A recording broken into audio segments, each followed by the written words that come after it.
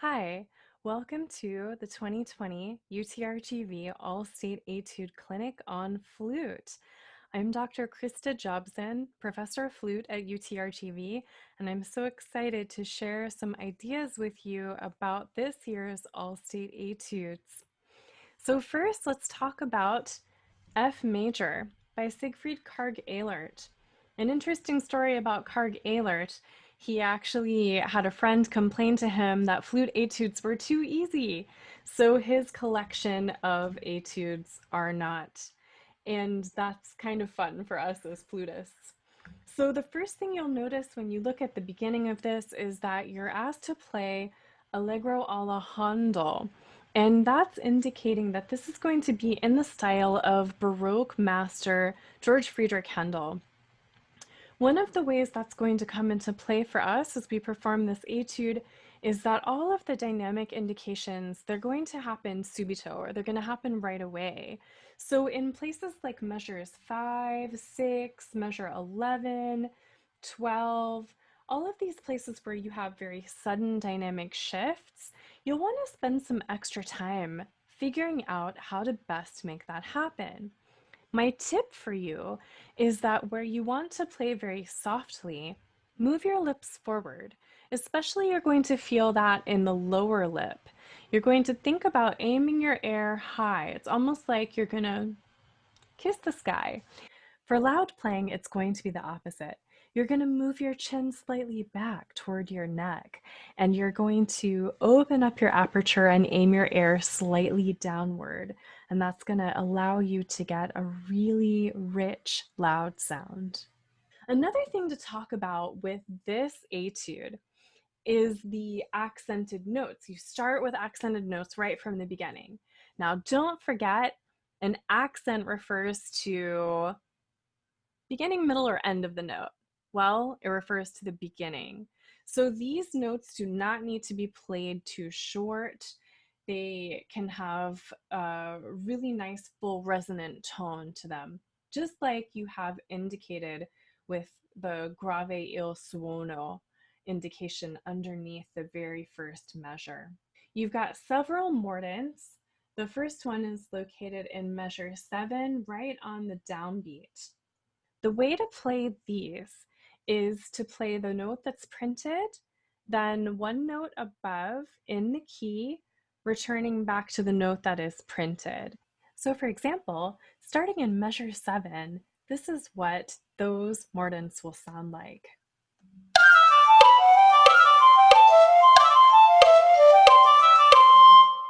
And just in case you feel confused, that was the piccolo version. For the trills in measure 16, make sure you count very carefully and make sure that the 16th note is a real 16th note. Don't be tempted to lengthen the trill so much that your 16th note sounds more like a 30-second note. I sincerely recommend that for these trills, you start by subdividing the long note. That double dotted quarter note, how many 16th notes is that going to get? Well, typically a quarter note has 4/16.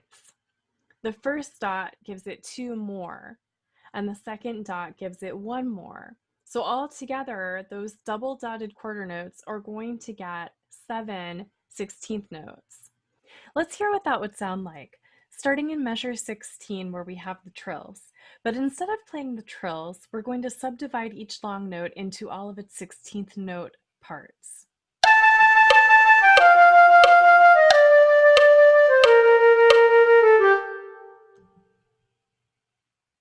I'm always very careful, even though this is marked senza risoluzione, without resolution, I still would recommend that you try to end these trills on the main note before you move down to the 16th note.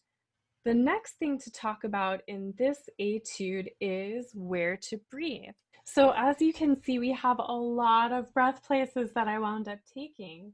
We have a breath here in measure 2 after the B flat. In measure 4, I breathed twice. Here before the low F, and again here before that B flat pick up into measure 5.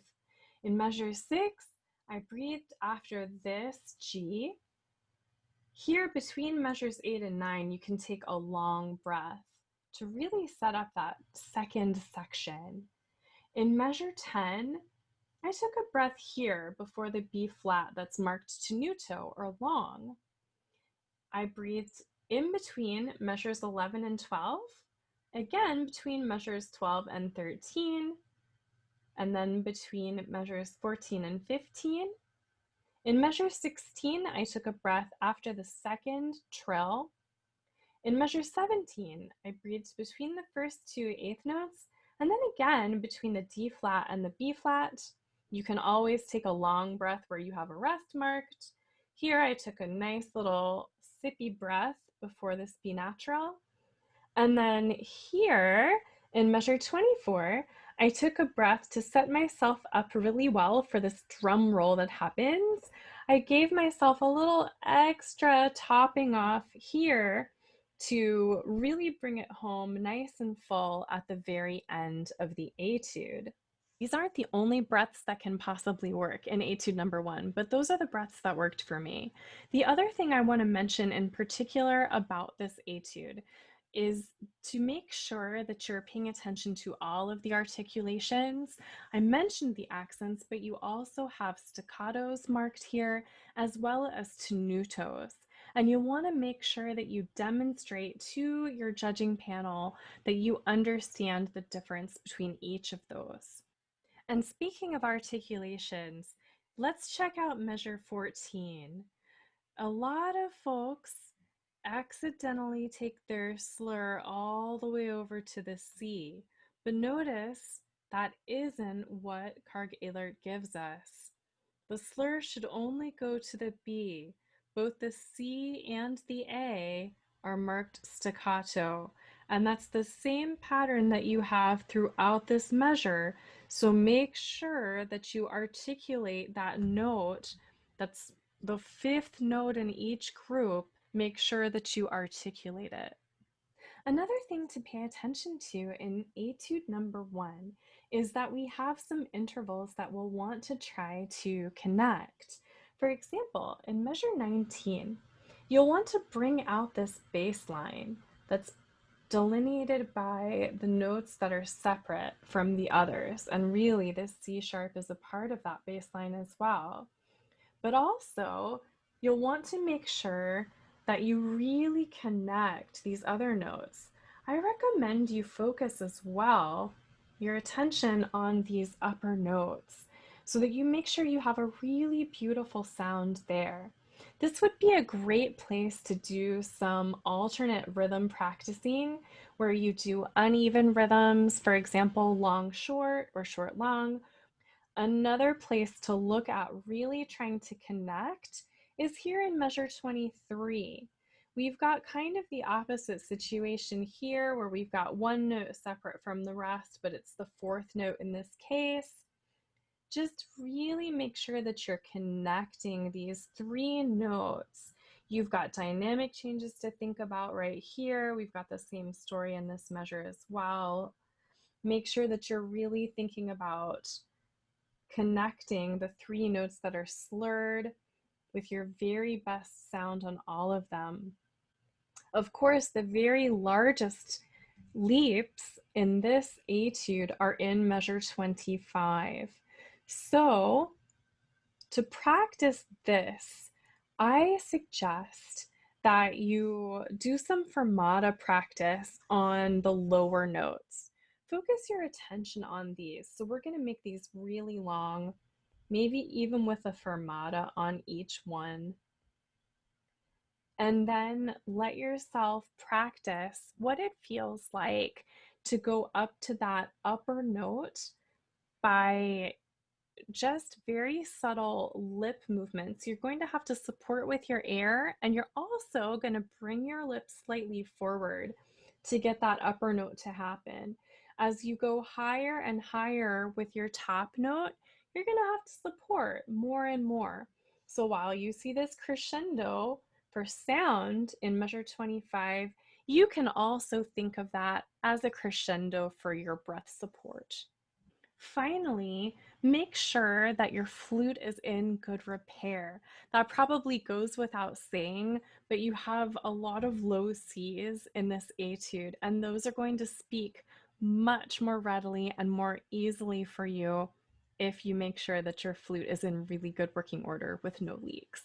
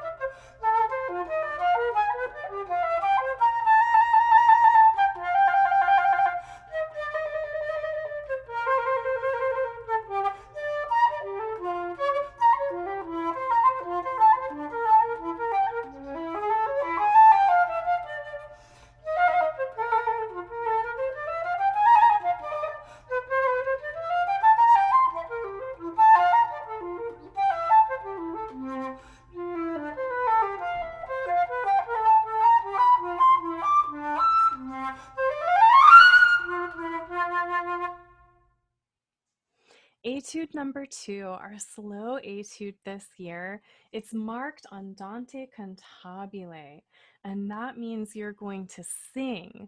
You just want to really enjoy your sound as you play this etude. And I'll tell you, one secret of a beautiful sound is to always enjoy the sound that you're making as you play. Practice a vocal approach to playing the flute. In other words, pretend you are literally singing as you play, not just blowing air. You're going to need to make sure that your throat should always feel open as if you're beginning a yawn, and also fill up the flute with air and feel each note resonate in your body. If you're looking for certain exercises to play to help improve your sound, I'd like to recommend the De La Sonorité studies of Moïse, and you will find some really wonderful exercises. I'll tell you a secret to sounding really, really wonderful on the flute is to practice a lot of low notes. So especially if you do the suppleness and the low register exercise from that book, that's going to be really key to helping you get that really lovely sound that you're looking for. Another great secret to having a wonderful sound on flute is to go back to the basics with your embouchure. Make sure that you're slightly turning your lips outward. To double check, put your index finger under your lower lip around the place where your head joint would be, and just say the word poo, like Winnie the Pooh, and feel what happens to your lips when you say that. That slightly outward, almost like a kissy face kind of feeling that you get when you say that word, you want to try to bring that in to your embouchure as much as possible when playing flute. The first thing that I'd like to go into actually with this etude is going to be the breath places. I take some breaths that are slightly different from the ones that are printed. My first breath is here on this printed breath between measures 4 and 5. If possible, try to avoid taking a breath in measure 2. You'll have to really start soft at the beginning in order to make this happen, but it's nice if you can try not to breathe in measure 2 and instead give a little crescendo on that G sharp, leading you to a wonderfully vibrant C sharp above the staff. The next breath place that I take is on this second ending, just where it's marked. After that, we of course are going to breathe on this rest. And then here, after this decrescendo, take a breath and try to match your dynamic when you come back in on the low G sharp. Of course, we're going to take advantage of all of our rest opportunities to breathe. I did take a breath here in measure 16 after the E, and I decided to make my next breath match the corresponding places elsewhere in the piece. So I did take a breath here on the bar line between 17 and 18. It's fine if you take the breath after the downbeat of 18 as marked. The next breath I took was in measure 20. I didn't want to interrupt this lovely excitement of energy on the G sharp leading up to that C sharp above the staff. I did take a breath, however, here in measure 20, and that allowed me to not have to take too much time on my breath mark here at the end of the phrase. That allowed me to play the rest of that phrase in one breath. We have a nice big breath oasis here on the rest before the section that's marked più mosso. In the più mosso section, you'll notice that I do, again, slightly vary my breath choices from what is printed. I took a breath each time this figure appears, like in measure 29. My next breath that I took was in measure 31 after the G sharp. The next breath that I took was in measure 34 as marked. I took one in 37 where it's marked, which again, you'll notice is the same corresponding place to the breath that I took in measure 29. I took a breath as it's marked in measure 41, as it's marked in measure 43, as it is marked in measure 45, and as it is marked in measure 47. One of the most important aspects to practice in our C sharp minor etude is all of these ornamentations that we have here. They can be slightly confusing at first, so I want to explain some of these. Bear in mind, it is always a good idea to practice the music without the ornaments first and make sure that you really understand the way those rhythms work without the ornaments before incorporating the ornaments back in. Let's talk about this turn that's in measure 16. On this copy, you'll see that I have the ornaments written out. And here on measure 16, the turn, again, it's written out in notes, and you can clearly see you start on C sharp as printed. You go up one note to D sharp, which is in the key signature. You return to C sharp. You go down one note, and this is where it gets a little tricky for some people because we have that sharp printed below the turn. That's telling us that this is going to be B sharp, not B natural, as it would be in the key signature. And then you return to C sharp. Let's hear what that would sound like along with a click on the beats.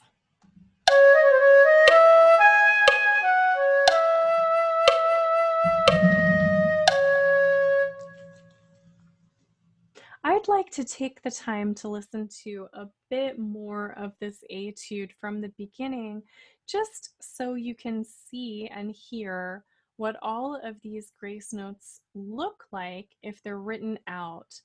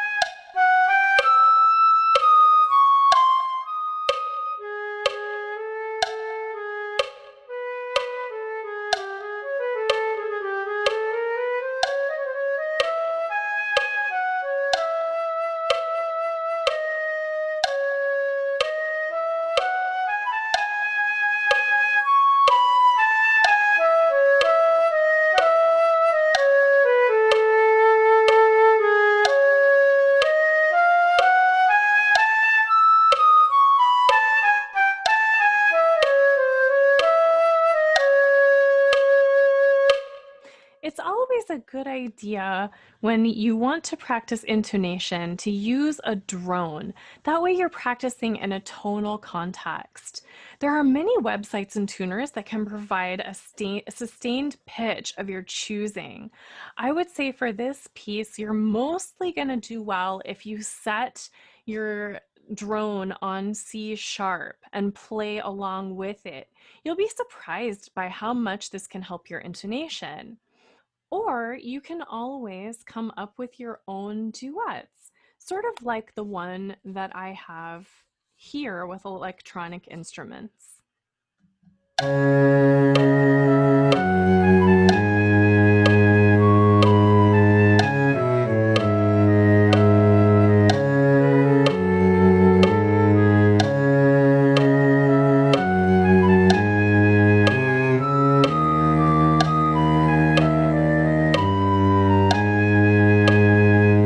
Just something like that that's sort of fun and sort of helps get you really listening well to the tonal context of what you're doing. Let's also talk about repeated notes. Often when we have repeated notes, such as these A's, and this happens in a few places in this etude, we've got these repeated G sharps here. We want to make sure that they don't sound too glued together. You don't have to put a ton of space here, but what I would say, because this is marked lamentabile, you can make this into a psi figure. So just a little bit of a decrescendo on that second note can really help to set off each of these repeated notes. Here, you'll have to do a bit more separation though. Just making sure that those low G sharps are not glued together. As for your tempo changes, we are told to go anywhere between 56 and 62 at the beginning. Where you're marked in poco più mosso, you can go up anywhere between 10 and 14 clicks faster. Then, towards the end, you return to this section where the music is remarkably similar to the beginning. I would say this is a good place to start getting much closer to your opening tempo. Then, when you're marked tranquillo, make sure that you're already starting to think in that initial tempo so that here, where you're marked rallentando, you can really make quite a dramatic finish to this beautiful etude.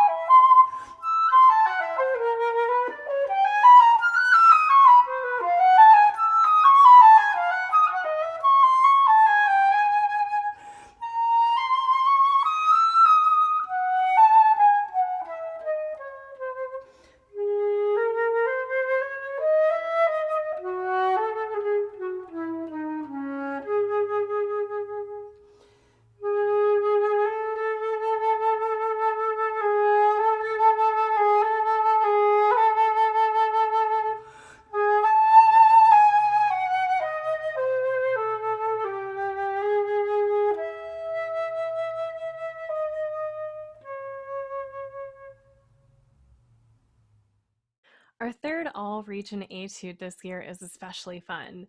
It is marked Cantabile alla Moderna. So again, we're going to be singing, but this time we're going to be singing in a slightly different way, perhaps a more excited kind of way. The best thing that we can do when learning a new piece, especially one which we are going to have a lot of time to learn, like our All-State Etudes, is to practice them very slowly for a long time, maybe even for weeks, and focus on the basics. Focus on having a beautiful sound on every note. Focus on having really lovely intonation. No squeezing in your hands. Making sure that your articulations are very beautiful. No tut kind of staccato articulations, always two, open. And you can very slowly begin to increase your speed and keep track of that. Track your progress. That'll make you feel good. That'll make you feel a sense of accomplishment, which is really important in this journey for all of us. Remember, very slowly means a tempo that is easy for you. So it should be a tempo at which you can play everything near perfect, or at least the way that you want to. Let's get our breath marks marked in. We're definitely going to take full advantage of any rests that we have. So our first two breaths occur on rests. I'm going to encourage you to try not to take a breath here. See if you can instead show some energy from this F sharp down through the F natural all the way to the E on the downbeat of measure 7. We will definitely take a breath here where we have the rest. I also took a breath here just to give myself a little extra strength for the end of this phrase that's marked forte. We'll also take a breath here on the marked rest in measure 12. I suggest taking a breath on the tied note in measure 15. Then again on measure 18 after the downbeat. Breathe in measure 19 on the tied note. In measure 22, we have allargando, which means stretching. In other words, we're going to be getting slower and slower. You can think of this as a mini resting place before we start the energy back up again at a tempo in measure 23. It's also a good place to take a breath before the grace notes. In measure 24, we're going to breathe on the rest. Same story in measure 26. I'm going to again encourage you not to breathe here and instead to create energy leading from the F sharp down to your E natural downbeat in measure 29. In measure 30, breathe on the tied note. Then breathe on the rest in the measure marked largo. I want to encourage you to take full advantage of your invitation to sing on this etude. Sing with passion, in fact, as it's marked. So we're going to travel on these long notes. You might even imagine some secret crescendos on some of these. Especially these ones where we have a bit of extra time. This is probably going to already be full, but I'm going to put a crescendo just to remind you to stay full all the way through that C sharp there. And then you'll have corresponding crescendos at the very end. One additional detail that I'd like to draw your attention to is here in measure 17. Notice this is the only time we have a 30-second note marked in the entire piece. There's a fermata on the dotted 16th note that precedes the 30-second note. Try to resist the urge to play it so long that it loses its character as a 30-second note. I realize the a tempo is not marked until measure 18. However, I recommend that you do consider this last note of measure 17 to be a real 30-second note. So really, it'll feel like we've gone back pretty close to tempo after we've played our fermata on this C sharp. We certainly do have some technical passages in this particular etude. For the moments at measure 16, as well as, of course, our passage that extends from measure 19 through measure 22. For those sections, I recommend you do some alternate rhythm practicing. So Start by playing these passages all slurred and just change the rhythms around. The reason for the all slurred practice is that that allows you to focus on fingers. If there's any finger that's not quite moving in a totally synchronized way with the rest, that's going to become very apparent to you when you practice all slurred. It's also going to help you start to memorize what those really synchronized finger motions need to feel like in the hands, while you don't have to also focus on articulations.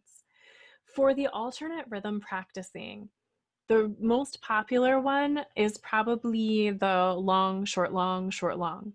But don't forget, there are so many other options. My personal favorite, especially where you have passages that are all the same rhythm, like these passages, which happen to be all 16th notes, my very favorite choice is to do groupings of fast versus slower notes.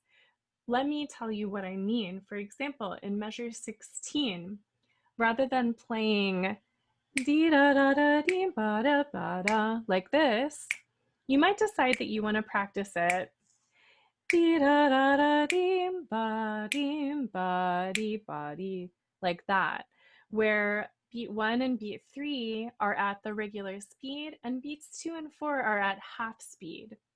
You can, of course, do the opposite. That allows you to play all of the notes without stopping. You're continuing to play, so you're continuing to train your ear as to what the music sounds like, but you give your fingers a little break in the middle with the slower passages. Those slower beats that you give yourself are also a great chance to check in on your tone and keeping your embouchure nice and forward as if you're saying the word poo. One more point about the section from measure 19 through measure 22. Try to give some sort of differentiation between the notes that are marked staccato and your slurred note that has an accent on it. We want to feel that that first note of the slurred pair is really the stronger of the pairs of notes. So in order to make that happen, you've got to really connect this whole thing with your air. And that's yet another reason to practice this passage all slurred. I also strongly advocate for memory work in this passage. It goes by really, really fast, and it's going to help you out a lot if you commit it to memory sort of early in your practicing continuum.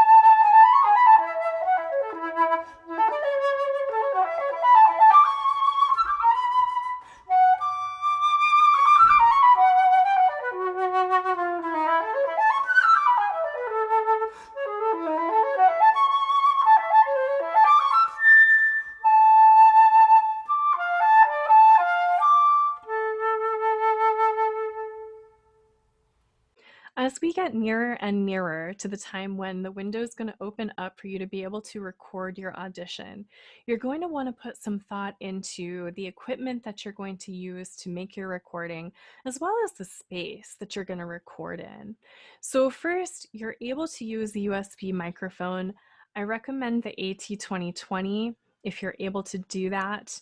The Blue Yeti is also a good choice. That's almost the same price point. And then another really great option for the money is the Samson Go mic. So check those out and see what might work well for you. As far as the placement of your microphone, you're going to do a lot of experimentation leading up to your actual audition recording day or days. So don't be afraid to experiment with mic placement. If I'm holding my flute out to this side, I put the microphone a little bit above the flute and sort of behind me in between my hands. So see if that might work for you too.